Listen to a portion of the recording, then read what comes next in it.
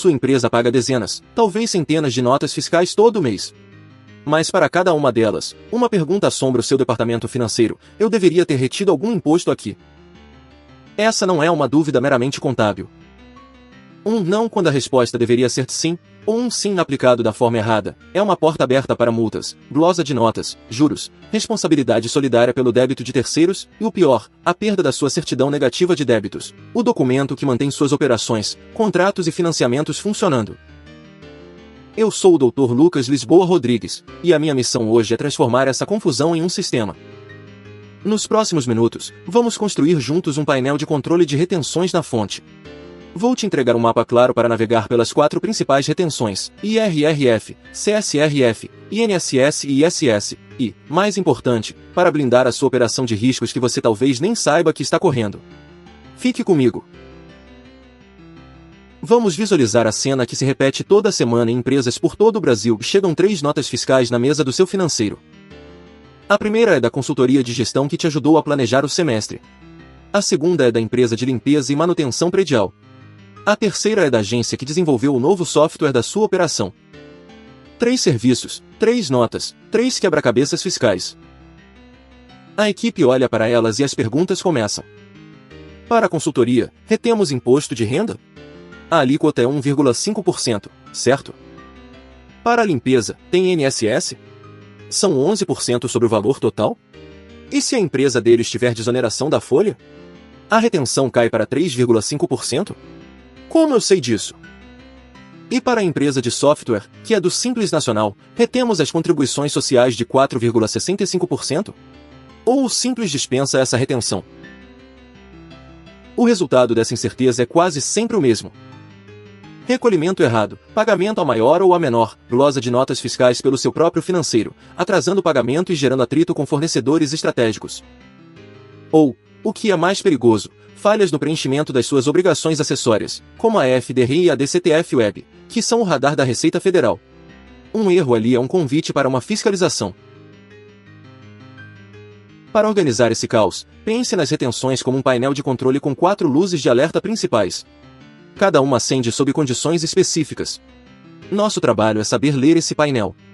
As 4 luzes são: imposto de renda retido na fonte, as contribuições sociais retidas na fonte, a contribuição previdenciária do INSS e o imposto sobre serviços, o ISS. Vamos analisar cada uma delas, uma por uma. A primeira luz do nosso painel é a do imposto de renda retido na fonte, o IRRF. A pergunta aqui é: o serviço que você contratou é de natureza profissional? Em termos de negócio, pense em serviços onde o intelecto, a técnica e o conhecimento especializado são o produto principal. Falamos de advocacia, consultoria, engenharia, auditoria, publicidade, programação, entre outros. A base legal para isso está no Regulamento do Imposto de Renda, hoje consolidado no Decreto 9.580, de 2018. Ele determina que, para esses serviços, a sua empresa, como tomadora, deve reter, em regra, a alíquota de 1,5% no momento do pagamento ou do crédito. Mas atenção, aqui mora um detalhe crucial que gera muita confusão: e se o prestador for do Simples Nacional? A regra geral, confirmada diversas vezes pela própria Receita Federal, como na solução de consulta COSIC número 166, de 2014, é que empresas do Simples Nacional não sofrem a retenção de 1,5% de IRRF sobre seus serviços. Portanto, o seu checklist operacional para o IRRF é: primeiro, o serviço é de natureza intelectual profissional? Se sim, a luz amarela acende. Segundo, o prestador é optante pelo Simples Nacional? Se sim, a luz se apaga. Se não for do Simples, a luz fica acesa e você deve reter. A falta dessa verificação simples é um dos erros mais comuns e pode levar sua empresa a reter indevidamente de um parceiro do Simples, gerando um problema de caixa para ele e um desgaste comercial para você. A segunda luz do nosso painel é a da CSRF, ou Contribuições Sociais Retidas na Fonte. É o pacote que junta PIS, COFINS e CSLL, somando a famosa alíquota de 4,65%. Pense nesta como a retenção guarda-chuva para serviços entre pessoas jurídicas. Ela é mais abrangente que o IRRF. A base legal principal é o artigo 30 da Lei 10.833, de 2003. A regra é simples: pagamentos por serviços de uma pessoa jurídica para outra pessoa jurídica estão, a princípio, sujeitos a essa retenção. Mas o diabo mora nos detalhes, ou melhor, nas dispensas. Existem duas dispensas principais que você precisa ter na ponta da língua. A primeira, e mais importante, é a mesma do IRRF. Empresas optantes pelo Simples Nacional não sofrem essa retenção. Você deve exigir a comprovação de que o seu fornecedor está nesse regime. Um simples cartão CNPJ não basta, peça o documento oficial de opção. A segunda dispensa é por valor. A lei dispensa a retenção quando o montante a ser retido no mês, para um mesmo prestador, for igual ou inferior a R$10. Na prática, como a alíquota é de 4,65%, isso se aplica a pagamentos de até R$ 215,05. Além disso, a legislação posterior criou um teto mais amplo. Se o total de pagamentos no mês para um mesmo fornecedor não ultrapassar R$ 5.000, a retenção também é dispensada por algumas correntes interpretativas, embora seja uma área que exige cautela. A falha aqui? Automatizar a retenção de 4,65% em toda e qualquer nota de serviço. Isso gera retenções indevidas do Simples Nacional e um custo administrativo desnecessário para gerenciar retenções de valores irrisórios. O segredo é validar o regime do prestador e o volume de pagamentos mensais antes de aplicar. Agora, chegamos à terceira e mais crítica luz do nosso painel, a retenção previdenciária do INSS. Aqui, a cor do alerta é vermelha. Por quê? Porque um erro na retenção do INSS pode gerar responsabilidade solidária. Isso significa que se o seu fornecedor não recolher a contribuição dos funcionários dele, a Receita Federal pode cobrar a dívida integralmente de você, o tomador do serviço. O risco muda de nível. A pergunta-chave para acender essa luz é: houve cessão de mão de obra ou empreitada? Em linguagem de negócio, isso significa que você contratou uma empresa e os funcionários dela trabalham fisicamente dentro da sua empresa, ou em um local por você designado, e estão à disposição das suas necessidades operacionais. Pense nos serviços de limpeza, segurança, vigilância, portaria ou na construção de uma obra. A base legal é o artigo 31 da Lei 8.212, de 1991. A alíquota padrão da retenção é de 11% sobre o valor bruto da nota fiscal. No entanto, existem duas variáveis fundamentais. Primeira, a desoneração da folha. Se a empresa prestadora for optante pela contribuição previdenciária sobre a receita bruta, a famosa CPRB, a retenção cai drasticamente para 3,5%, conforme previsto na Lei 12.546, de 2011. Como saber disso? Você precisa que seu fornecedor emita uma declaração formal informando que ele é optante pela CPRB. Não confie na palavra, exige o documento. Segunda variável, Simples Nacional. Lembra que o Simples geralmente dispensa as retenções? Aqui temos uma exceção importantíssima. Empresas do Simples Nacional que prestam serviços do chamado Anexo 4º, como construção civil, vigilância e limpeza, continuam sujeitas à retenção de 11% de INSS. Isso acontece porque a contribuição patronal delas já é paga fora do regime simplificado. O erro fatal aqui é ignorar o conceito de cessão de mão de obra ou aplicar a regra do Simples de forma genérica. O checklist para o INSS é rigoroso. 1. O serviço envolve mão de obra cedida ou empreitada? Se sim, alerta vermelho aceso. 2. A empresa é do Simples? Se sim, de qual anexo?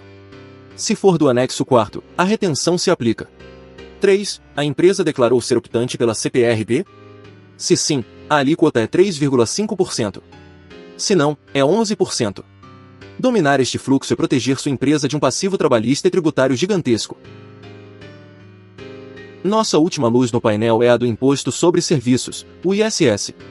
Eu a chamo de desafio do GPS fiscal, porque a grande questão aqui é geográfica. Para qual município o imposto deve ser pago? E quem deve pagar? A Lei Complementar 116, de 2003, estabelece a regra geral: o ISS é devido no município onde o prestador de serviço está estabelecido. Simples, certo? Não tão rápido.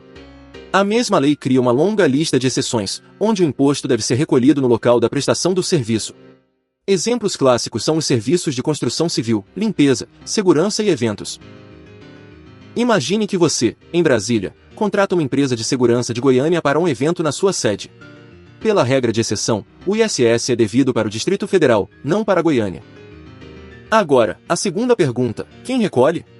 Você, o tomador, ou a empresa de segurança, a prestadora? É aqui que entra a legislação de cada município. O artigo 6º da Lei Complementar 116 autoriza os municípios a transferirem para o tomador a responsabilidade de reter e recolher o ISS. Isso geralmente acontece em duas situações: quando o prestador de serviço não tem cadastro ou inscrição municipal na sua cidade, ou para aqueles serviços específicos da lista de exceção, como a construção. O erro mais comum é pagar o ISS para o município errado, gerando uma dupla cobrança. O município correto vai te autuar, e você terá que lutar para recuperar o que pagou indevidamente ao outro. A estratégia aqui é: sempre verifique a legislação do seu município e do município onde o serviço é prestado. Essa análise prévia evita uma dor de cabeça enorme. Depois de analisar as 4 luzes do painel e decidir o que reter, você precisa informar isso ao fisco. A sala de controle para isso hoje se chama FDREM. A escrituração fiscal digital de retenções e outras informações fiscais, a EFDREM, é a obrigação acessória onde você informa todas as retenções de IRRF e CSRF que fez. A partir de 2024, ela substituiu completamente a antiga DIF para esses casos. Os eventos da série 4000, como o R4020, são o coração dessa declaração. Já as contribuições previdenciárias retidas, a luz vermelha do INSS, são apuradas e confessadas na DCTF Web, que é alimentada tanto pelo E-Social quanto pela própria EFDREM. O que isso significa na prática? Não adianta reter corretamente na nota fiscal e errar na declaração. Para o fisco, se a informação não está na EFDREM ou na DCTF Web, ou está inconsistente, a retenção não aconteceu. O cruzamento de dados é automático e a multa por omissão ou erro é pesada. O recolhimento em si é feito via DARF, geralmente até o dia 20 do mês seguinte, para os tributos federais, enquanto o ISS segue o calendário do município competente. Conhecer as regras é o primeiro passo.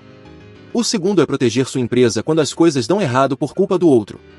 Essa proteção é o seu contrato de prestação de serviços. Ele precisa ser seu escudo legal. Vou te dar 5 cláusulas essenciais. Primeira, cláusula de declarações e responsabilidade. O prestador deve declarar formalmente seu regime tributário, simples e anexo, se é optante pela CPRB, e sua inscrição municipal. Ele também deve se comprometer a informar qualquer mudança imediatamente. Se ele fornecer uma informação errada que leve a uma autuação para você, essa cláusula garante seu direito de regresso. Segunda, cláusula de autorização de retenção. Deixe explícito que a sua empresa efetuará todas as retenções exigidas por lei e que o valor líquido a ser pago será o valor bruto menos essas retenções. Isso evita disputas sobre o valor final da fatura. Terceira, cláusula de gross-up e indenização.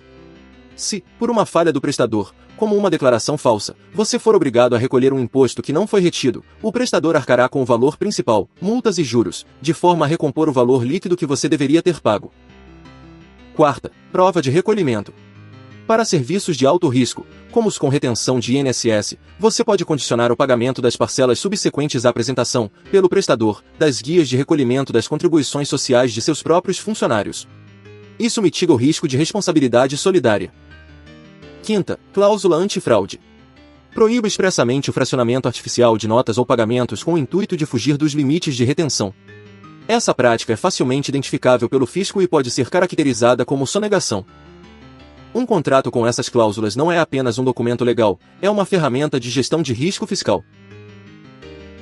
O que vimos hoje não é apenas um conjunto de regras tributárias. É um sistema de governança para o seu contas a pagar. Dominar as retenções na fonte significa transformar um ponto de ansiedade e risco em um processo controlado e seguro. O fluxo é sempre o mesmo: classifique o serviço, valide o regime do prestador, aplique a regra correta, informe nas obrigações acessórias e proteja-se com um bom contrato. E agora, eu deixo uma pergunta para sua reflexão: o seu processo de contas a pagar hoje, com a documentação que você tem arquivada, passaria por uma auditoria fiscal? Você conseguiria justificar para um auditor por que reteve ou, mais importante, por que deixou de reter cada tributo nos pagamentos dos últimos 5 anos? Se este mapa estratégico foi útil para você, e se você quer continuar recebendo análises aprofundadas para proteger e otimizar a sua empresa, inscreva-se no canal. Nosso compromisso é com conteúdo denso, aplicável e sem atalhos. E caso essa reflexão tenha acendido um sinal de alerta sobre uma vulnerabilidade crítica na sua operação, e você precise de uma análise jurídica aprofundada, nossa equipe está à disposição para uma consulta formal. Os detalhes de contato estão na descrição deste vídeo. Lembre-se, prevenção é sempre o investimento mais inteligente. Eu sou o Dr. Lucas Lisboa Rodrigues. Agradeço imensamente o seu tempo e a sua atenção. Até o próximo vídeo.